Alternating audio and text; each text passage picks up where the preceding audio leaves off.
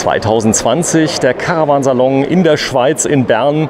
Ja, wir lernen das Fahrzeug zusammen mal kennen, denn es ist ganz neu auf die Messe gekommen, ein 2021er Etrusco. Ja, ich grüße dich ganz herzlich. Du bist der Stefan. Grüß dich, Stefan. Ja, hallo. Ja, wir haben schon einen vorgestellt, einen Kastenwagen, aber das ist ein sehr kurzes, kompaktes Fahrzeug. Ja, absolut. Das ist ein V5900 DB. Und wie der Name schon sagt, oder die Zahl 5900, heißt, das ist 6 Meter das Fahrzeug. Schlanke Bauweise, der Aufbau misst nur 2,20 in der Breite. Okay, das heißt, der ist so breit wie das Fahrerhaus? Ja, im Prinzip schon, ja, genau. Zeig mal. Ja, nur unweigerlich breiter, ja. Da vorne sieht man es mal komplett. Es wirkt so ein kleines bisschen wie so ein, ich sag mal, Fahrzeug, was man sonst kennt mit Blaulicht oben drauf, oder? Also so von der Form, von der, ich sag mal, Optik her. Die Silhouette, ja, kommt etwa hin, ja, so wie ein Krankenwagen. Genau, aber viel, viel schöner. Ich meine, wenn ich jetzt an Krankenwagen denke, dann weiß ich, die kosten weit über 100.000 Euro mit allem drum und dran.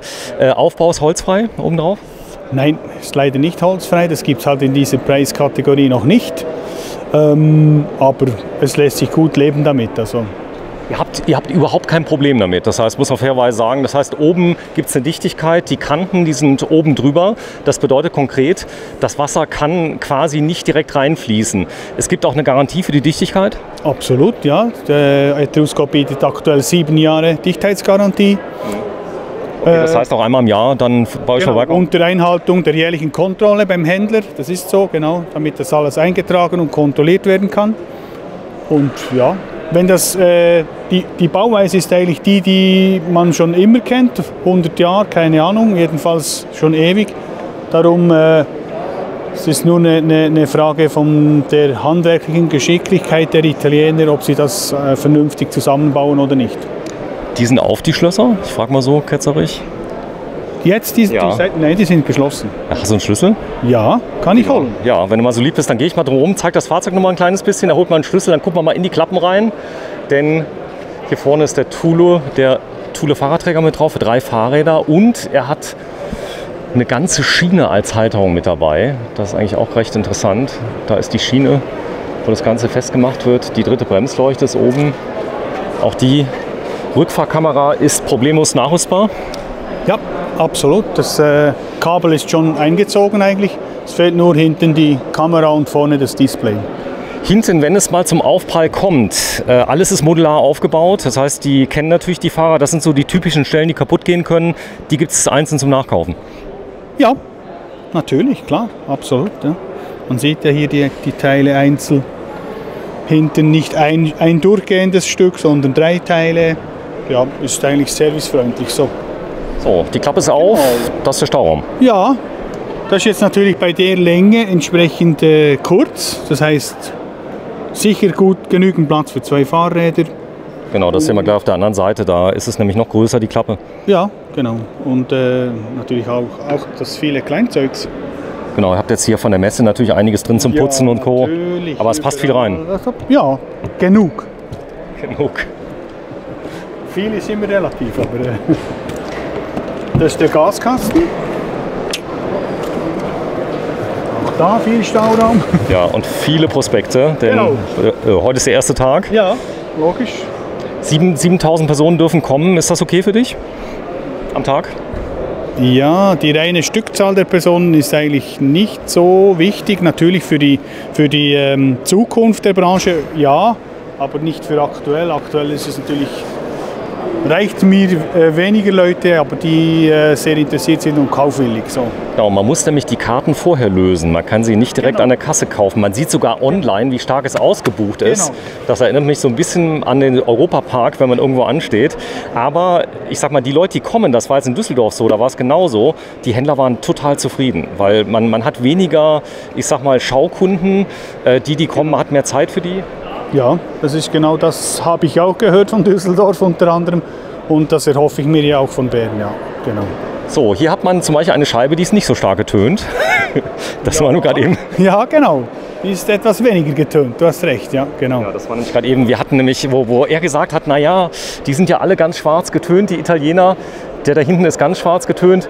Aber wenn man so genau hinguckt jetzt, die ist jetzt etwas weniger und deswegen ist es mir nur aufgefallen, man kann nicht direkt reingucken, aber man hat hier schöne Gardinen. Gut, im Teil integrierten ist es vielleicht nicht so wichtig.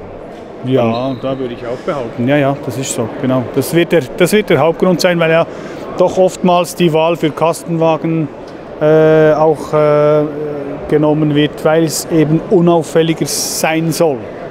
6 Meter Länge, ich habe gehört, also Parkplätze in der Schweiz müssen 6 Meter lang sein. Das ist die schweizerische Grundverordnung, glaube ich, für Parkplätze. Sollte so sein, genau. Ja, bei uns leider nicht. Also bei uns ist 5 Meter. Gibt keine Norm bei euch? Ja, es gibt schon eine Norm, aber ich habe zum Beispiel einen 5 Meter VW-Bus, der passt gerade so auf den Platz. Und mit 6 Metern habt ihr aber gar kein Problem in der Schweiz, oder? Okay. Nein, sollte eigentlich überall öffentliche Parkplätze möglich sein, ja. Ja, wir gehen mal kurz nach vorne, schauen uns das Ganze mal an, dass wir das mal sehen. Citroën-Basis, die hatten relativ früh schon AdBlue, Citroën? Ja, schon, glaube ich, jetzt das 3. Jahr. Fiat ist auch dabei, jetzt mit AdBlue? Ja, seit letztes Jahr ist auch Fiat dabei mit AdBlue, ganz genau. Ist das auch zu haben, das Automatikgetriebe von ZF für den Citroën? Für den Citroën gibt es nicht, nein, das gibt es exklusiv nur beim Fiat, das Automatikgetriebe. So, Schalter, Automatik, das ist jetzt eine Gretchenfrage. Es kostet ja auch 3.500 € mehr. Die Fahrzeuge sind, sage ich jetzt mal, vom Preis her im absoluten Einstiegssegment. Das heißt also, sie fangen tief unten an. Wenn wir aber gleich reingehen, man ist überrascht, wie toll das Innendesign ist, oder? Ja, dem kann ich so nur zustimmen, definitiv. Das ist, bewegen wir uns im Einsteigersegment preislich. Ich meine, es beginnt bei 39,92, also das ist ja wirklich ein super Preis. Franken, muss man sagen. Schweizer Franken, natürlich, ja, klar. Und endet hier jetzt bei 49.510, da ist alles dabei. Also wie er hier steht auf der Messe. 50.000, genau. So, das heißt, ihr habt den natürlich vollgepackt, so ein bisschen mit den Sachen, die gehen, mehr oder weniger. Sachen, die sinnvoll sind. Die Markise ist jetzt dabei, noch ein paar andere Extras, die mit dabei sind. Du kennst das Fahrzeug noch gar nicht. Heute ist erster Messetag. Ich habe dich überfallen. Es ist früh morgens. Ich habe gesagt, wir drehen mal ein bisschen. Nee, früh morgens ist noch nicht. Überfallen, nein. Kennen ja, aber nicht mit den detaillierten Optionen. Aber das glücklicherweise hat er ja nicht so viel und darum ist das sehr überschaubar. Okay, super. 2 Pakete und noch 2, 3 Einzeldetails und gut ist. Also die Optionenliste ist auch nicht so lang bei Etrusco. Sie haben eine gute Grundbasis und ja, oftmals habe ich fast den Eindruck bei anderen Herstellern, dass die fast zu viel reinpacken wollen. Also der Kunde ist ja dann auch überfordert, das merkt man. Und darum passt das mir relativ gut, dass die da so ein überschaubares Zubehörangebot haben. So, wir schauen mal kurz hinten rein, denn das ist jetzt die große Garage, die dabei ist. Dort habe ich jetzt die Möglichkeit, das Fahrrad direkt reinzupacken und die ist wirklich groß. Marlene, guck mal rein, sie ist sehr hoch. Nicht ganz so breit, aber 2 Fahrräder würden reingehen. Ja, bestimmt. Nicht nur das, noch ein paar andere Sachen. Beispiel? Gummistiefel. Alles, was man so, wenn bei Schlechtwetter ist, nicht drin haben möchte, würde ich jetzt mal sagen. So, unten habe ich auch eine Steckdose für die E-Bikes, die kann ich dann direkt aufladen. Hier natürlich auch der Staubsauger. Staubsauger ist drin, der darf hier nicht fehlen auf der Messe. Ja. Und sie haben einiges reingepackt, aber Fahrräder könnten aufrecht drin sein. So, er guckt mal kurz rein. Da vorne das Fahrzeug ist nur 6 Meter lang. Ist dir das aufgefallen eben? Nein, eigentlich nicht. Nee. Wobei, ob ich da drin gut bin, das einzuschätzen. So, sie ist absolute Camping-Neulingsfrau, sag ich mal. Du hast ab und zu mal gecampt, aber im Wohnwagen, hast du mir erzählt. Also der war sehr lang.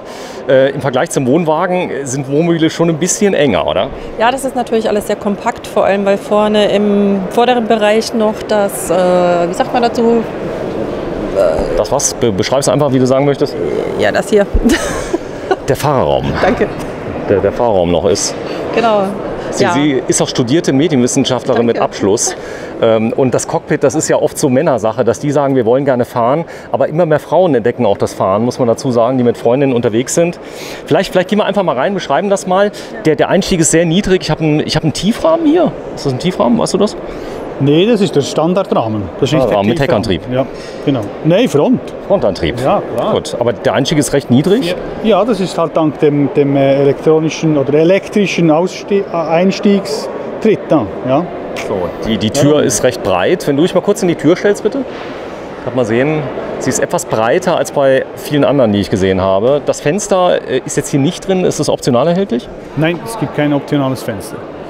Sparmaßnahme. Sparmaßnahme. Aber wenn man reinguckt, Ja? Ja, man hat genug Licht drin.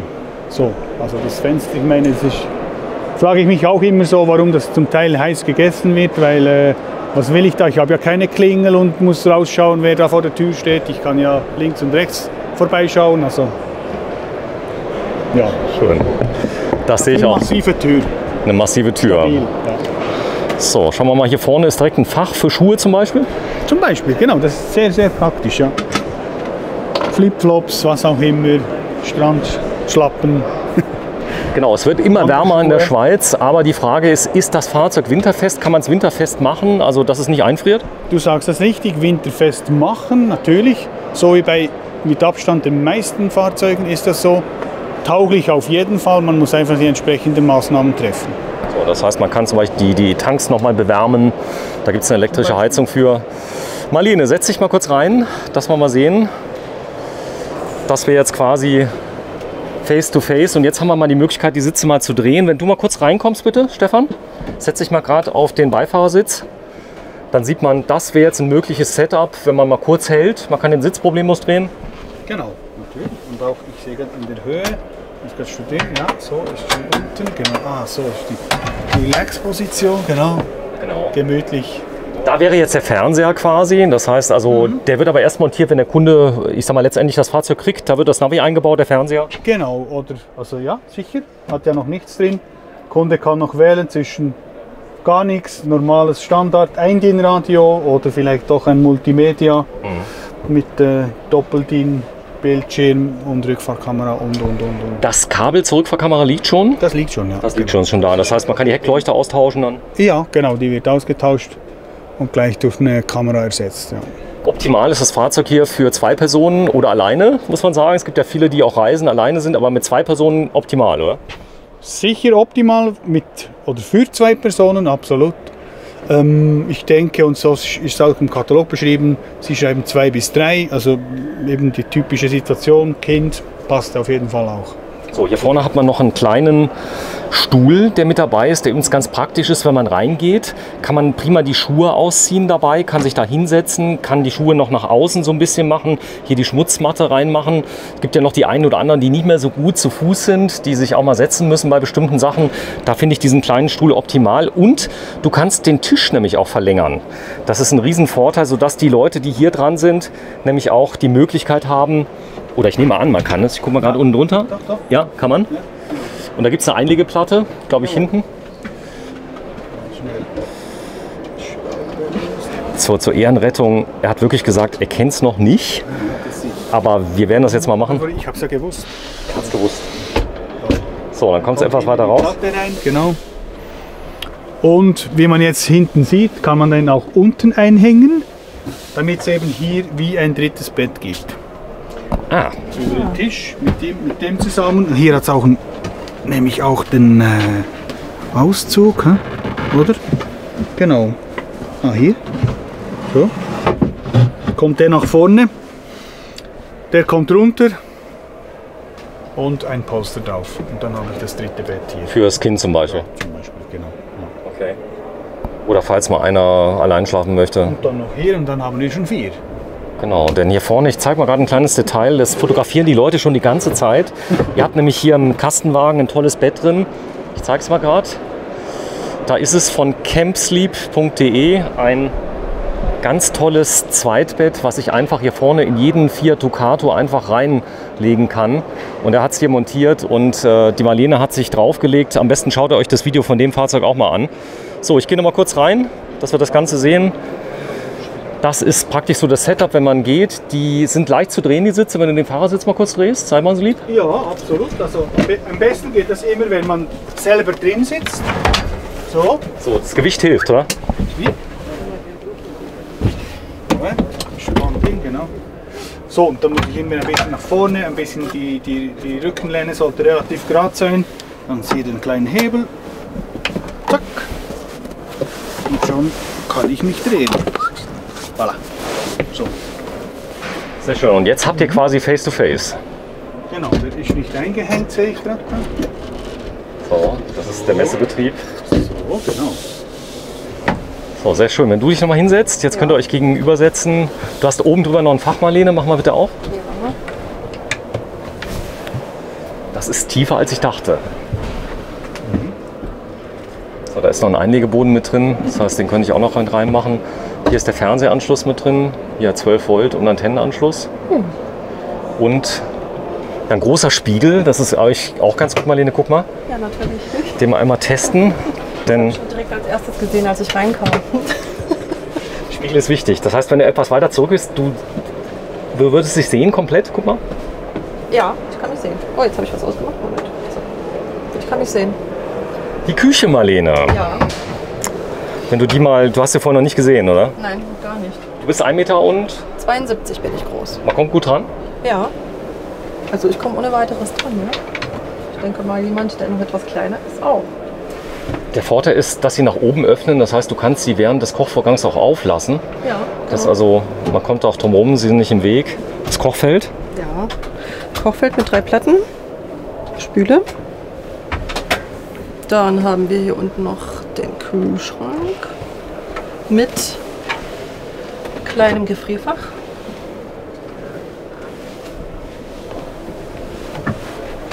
Und natürlich Schubkästen. Schubkästen. Also 6 Meter Länge haben wir hier. Das muss man ja auch sagen. Hier kommen sogar noch Steckdosen. Und für was ist das zweite? Das weiß ich jetzt nicht. 12 Volt wahrscheinlich. Ja. Ja. Das ist eine 12 Volt Steckdose. Da kann man zum Beispiel einen USB-Adapter reinstecken für Ladegeräte. Super. Ah ja, der Müll. Der Mülleimer. Mülleimer und noch ein bisschen Stauraum auch nochmal. Ja, interessant ist auch, ganz unten kannst du schwer beladen, weil du direkt am Boden bist. Das heißt, da kannst du ganz schwere Sachen machen rein, wie Ravioli. Genau. Sehr schön. Ja, das Bad, Stefan, wenn du mal kurz zu mir kommst, von Camperland in Ja, Bösingen. genau. Genau, wenn du mal kurz ins Bad gehst, du bist jetzt ein bisschen größer. Wie groß bist du heute? So. Heute bin ich 1,83,5. 1,5. Genau. So, das Multifunktionalbad. Hä? Unglaublich. Jetzt kommt's. Also, das wäre ja die normale Toilettenfunktion. Warte, ich zeig's mal gerade. Klar. So, da ist die Toilette. Guck mal gerade, Marlene. Jetzt kommt nämlich was Besonderes. Ja. So, das ist die normale Toilette. Siehst du? Ja. Genau. Das ist noch nicht so spektakulär. Nee. Hat schon jemand versucht, Pipi zu machen oder so? Nein. Nee, noch nicht. Schieber war offen. Ja. Genau. Das ist noch nie passiert, dass ein Kind sich mal draufgesetzt hat? Doch. Also, an der Messe passiert alles grundsätzlich. Echt? Genau. So, und jetzt kommt's. Da ist das. Jetzt kommt's. Nee, warte. Hinten ist das Fach. Das ist richtig Genau. ganz normal. Ja. Wenn du jetzt duschst, Marlene, wie würdest du das machen? Jetzt wird ja alles nass da. Du meinst jetzt, wie ich das jetzt abtrenne oder Ja. was ist jetzt genau die Frage? Die Frage ist, wenn das jetzt hier liegt, guck mal, da vorne ist so ein Fach, da würde sie jetzt rein duschen, der Duschvorhang fehlt. Jetzt würde alles nass werden, das wäre ganz schön doof, oder? Ja, natürlich. Und? Was ist die Lösung? Also, wenn wir sie mal kurz reinlassen, sie hat das noch nie gesehen Oh Gott. und sie darf jetzt mal probieren, Den Tester spielen? den Tester spielen. Wie würdest du das Bad abtrennen? Das Bad von der Dusche. Hast du schon bemerkt, was ist denn das hier? Was ist denn das hier? Nee, Das gehört mit dazu so ein hat eine bisschen. Funktion? Nee, es hat keine Funktion. Ja, doch auch. Das wirst du gleich sehen. Guck mal, untersuch mal ein bisschen. Ich darf das bestimmt öffnen. Kalt. Kalt? Ist wichtig, aber noch nicht. Also ich sehe es nicht. Das ist so gut versteckt, ich sehe es nicht. Es ist wirklich, du wirst gleich schreien vor Glück. Und du hast es wirklich vorher noch nie gesehen. Nee. Ich weiß nicht, was du meinst. Das Okay. ist ja das Wichtigste. So, Stefan, walte mal deines Amtes, beschreib ihr mal, was sie tun soll. Also, du siehst da über dem Waschbecken auf der linken Seite so eine komische Falle, genau, oder so eine Verriegelung. Jetzt drückst du mal drauf in der Mitte, genau. Ja, und was passiert? Zieh mal am Becken. Nein. Tada! Hokus Pokus. Ist das abgefahren? Das ist ja cool. Ist das so, wenn die Leute das erste Mal sehen, die sind schon begeistert? Ja, sind alle hin und weg. Das ist toll. Oftmals wird immer gerade zu Hause auf dem Platz bei uns wird darüber gesprochen, ja, es wäre halt schon cool, Dusche und Toilette getrennt wegen dem Platz und. Ich sage so, aha, Sie wollen ernsthaft so viel duschen, dass Ihnen das so wichtig ist, weil Sie haben sehr viel Platzverlust durch die getrennten Duschen und Bad. Und wenn Sie dann das sehen, sind sie meistens hin und weg, sagen, ach ja, so geht es ja natürlich auch, für im Notfall mal zu duschen. Darf ich noch kurz zeigen? Hier Ja. geht es ja dann noch weiter, wenn die Tür geschlossen ist. damit du hier rüber noch komplett sauber abschließen kannst. Wahnsinn. So, und am Schluss hast du alles nur Plastik, dass du nur mit dem Lappen schnell trocknen kannst oder lass es sein. Passiert auch nichts und fertig. Ja. Macht's auch, ja. Nee, das ist schön. Der macht ein Fenster oben drüber, du kannst prima entlüften. Du hast über Licht, es ist schön hell. Und was habe ich heute gelernt? Mein Duschaufhang. Kleiderbügel slash Ja. Handtuchhalter. Genau. So, hier vorne sind auch noch, genau, hier vorne sind auch noch jede Menge Haken mit dabei, die auch wichtig sind, dass ich das aufhängen kann. Das Raumgefühl, ich halte mal gerade hier rein, ist schon ordentlich. Ich habe hier vorne Bedienelemente mit drin. Da kann ich so das Wichtigste sehen: Batterie, Frischwasser, Tankvolumen. Ist auch bei 100 Liter. Ja, Frischwasser Frischwasser. und Abwasser. Und Abwasser, ja. So, hier vorne ist noch ein kleiner Schrank. Mach den mal auf, bitte. Oben. Ja. So, und die Verdunklung ist recht einfach gelöst. Mattenvorhang. Genau. Dazu gemacht. Ja. Der auch entsprechend isoliert, ist der Vorteil. Ja, natürlich hilft ein bisschen, hält ein bisschen Kälte ab, weil die meiste Kälte kommt ja vorne aus dem Cockpit, bekannterweise. Und ja, es ist halt einfach, Vorhang hat, ich werde oft gefragt, warum so und nicht mit diesem Rollos oder Blisses von Remy oder Dometic. Und ich sage, ja, der Vorhang ist unzerstörbar. Simpel, Tauschbar. wenn es nicht gefällt, genau. Also es hat auch da Vor- und Nachteile. So, jetzt hat man hier ein Bett. Da ist eine kleine Leiter dabei. Ich denke, das ist okay, denn die Trittstufen sind sehr breit. Das heißt, man kann auch barfuß darauf laufen. Das ist kein Problem. Wenn du die mal kurz einhängst, Marlene. Da ist ein Rausfallschutz mit drin. Wo ist denn ein Ausfallschutz? Nee, das war eine Frage an dich. Ob es da irgendwie jetzt einen Rausfallschutz gibt, da oben drüber. Und dann guckst da oben, da sind so Gurte. Drösen, genau, ja. Könnte sein, oder? Ja, nee, ist da. Ist da, wenn die Marlene mal die Matratze lüpft, oder hochhebt, Entschuldigung, dann Ich verlange viel von dir heute, oder? kommt wahrscheinlich der Schutz. So, jetzt kommt der Wahnsinn. Wahnsinn. Guck mal, Marlene. Keine Chance. Der Kleiderschrank. Und der ist riesig, oder? Ja, der ist nicht ohne. Also für meine Sachen wird es reichen. Und deine? Ja, die passen dann nicht mehr rein. Aber wenn du mal ganz kurz da das mal anhebst, mich mal gerade da reinlässt, da kann ich mal so richtig reinfilmen, dass du das mal zeigst. Da ist es drin und es ist ein riesen Schrank mit drin. Der ist groß. Der ist groß, ja. Immer unter der Berücksichtigung von den 6 Meter, wobei für 6 Meter ist es sogar riesig, ja. So, und das ist der Ausfallschutz. Falls Kinder mal drin liegen. Rausfallschutz. Rausfallschutz, genau. Ja. Genau. Wie bei einem Alkoven. Wie wäre das dann auf Schweizerdeutsch? Wie wird das heißen? Also das ist ein Sicherheitsnetz. Sicherungsnetz, oder? Die Schweizer sind viel geiler. Rausfallschutz und die Schweizer ist ein Sicherungsnetz. Wie geil. Ja. Du hast ja vollkommen recht. Das ist simpel, oder? Hat ja eine Funktion. Hat eine Funktion. Ja, oben habe ich noch Schränke mit drin. Ich habe Leselampen. Jetzt mal gucken. 2, Ja, 2 Stück. Die sind in der Ecke drin. USB-Steckdosen mit drin. Also ein wirklich tolles, hochwertiges Auto. Ja, du hast jetzt gerade festgestellt, das fehlt eigentlich wirklich an nichts. Also, Durchdacht. ja, Ja, das 2021er. Klimaanlage wäre möglich, nachrüstbar? wäre absolut möglich, ja. Okay, aufs Dach dann, oder? Aufs Dach, ja. Platz ist ja noch vorhanden. Genau. Hier hätte man noch Platz für einen Vorhang. Der ist wahrscheinlich auch drin. Ich guck mal gerade. Mal da hinten hast du Linke noch Seite. Genau, guck mal hier, Marlene. Ablage für Bücher oder was man halt eben abends dann nochmal Da, zu lesen. da ist der Vorhang, guck mal. Genau, wenn du da mal kurz zuziehst. Die Gardinen sind schick. So, den gibt es auch noch in der Ausführung in hell innen. Ist das möglich? Genau, ja. Eben auch mit dem Type X. Das sehen wir jetzt, das ist das Holzapplikation. Oder dann eben im Type X Variante wäre es dann wie beim Kastenwagen vorhin in diesem Eierschalen Hochglanz weiß. Altweiß. Wie viel? Altweiß. Oder wie auch immer. So, das ist dann, ich habe verstanden, was du möchtest. Ja, vielen, vielen Dank. Wir gehen mal raus, machen die Abmoderation. Hier ist übrigens noch, kleines Detail, ein sicherer Haltegriff. Denn man möchte ja nicht gleich am Anfang ein kleines Malheur erleben. So ist es. Ja, ihr habt jetzt Etrusco seit 2 Jahren. Ja, also das ist jetzt das 2. Modelljahr, wo wir Etrusco haben. Genau, im Angebot. Letztes Jahr war Premiere auf dem Schweizer Markt. Klein, aber fein, 6 Meter Länge, sehr kompakt, also nicht zu lang.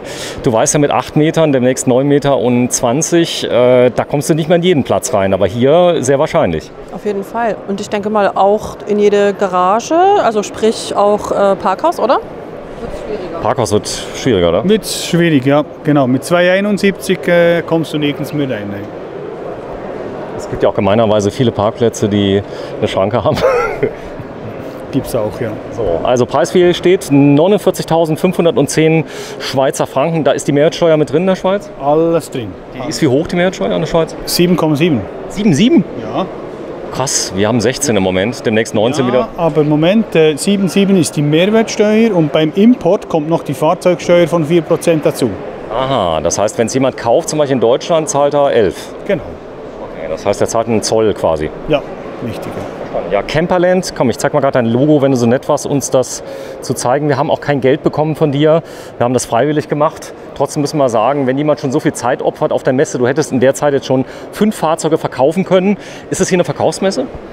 Das heißt, man kann hier kaufen, Verträge abschließen? Die Hoffnung stirbt zuletzt. Gerade jetzt in dieser schwierigen Zeit geht man davon aus und die Erfahrungswerte, wenn man die Erfahrungswerte schaut aus Deutschland, wird es eher wieder zu einer Verkaufsmesse werden als eine reine Schaumesse. Es ist so, das Jahr 2020 hast du wahrscheinlich in deiner Laufbahn noch nie erlebt, so ein Jahr, oder? Das heißt, die Leute haben viele Fahrzeuge gekauft? Ja, ich kann mich nicht beklagen, das ist so, es läuft im Moment sehr gut.